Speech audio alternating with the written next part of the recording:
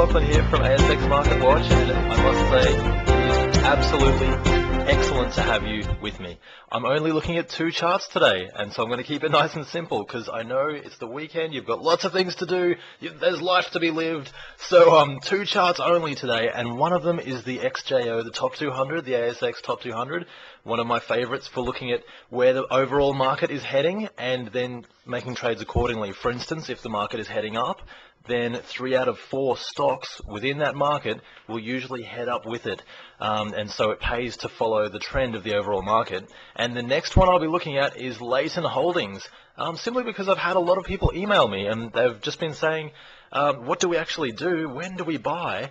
If we know that the market's heading up, how do we actually determine when to buy? So I'll give you a quick idea of how to do that as well. Of course, all the tools that I'm using are on my website, asxmarketwatch.com, and they're there for free, so please feel free to go and have a look. I paid a lot of money to learn these tools, but you don't have to, simply because they're there. I like writing about it, and I'm earning money from my own trading, so I don't actually need to on-sell them myself, unlike a lot of other market trading people out there. But enough of that. Let's look at the ASX Top 200.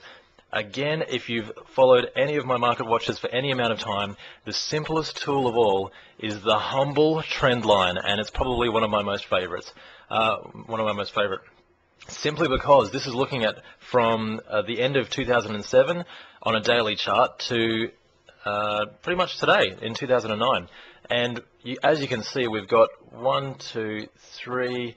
and then 4 peaks. The trend line has touched all those peaks before crossing the long-term trend line in July 2009, and that's given us this just great run-up over the last 4 months.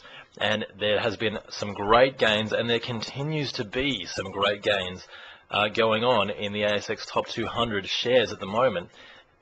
What I've done then is just drawn our longer-term uptrend line. Because we're in a bull market, I'll just get rid of that. Because we're in a bull market, we can draw our uptrend line. We've got higher peaks and higher troughs, and this is our longer term trend line. Basically, if the market crosses below this longer term trend line, then we're looking at a bearish signal there. But until we get that, continue to buy. Well, I'm continuing to buy shares, simply because if the market's heading up, we want to be buying. We don't want to be going against the trend of the overall market. And this is what we've done here. Notice from last week, we did have a brief crossing of the shorter term trend line, if you'll check out last week's Market Watch. But look, to be honest, the market has just blown that off. So it's been blown out of the water. It's completely reversed. And that has enabled us to flatten our steeper trend line as well. So that gives us a bit more leeway. We won't be stopped in and out as quickly as we were when the trend line was so steep last week. So that's a great thing. I mean, this is a good thing. We've got a really solid trend here at the moment, and all we can do is follow that trend. I'm not going to predict where the market might head to. I can do that, but I feel that it's not necessary. If you're following the overall trend of the overall market, it really doesn't matter. Just, keep buying until the market tells you to stop.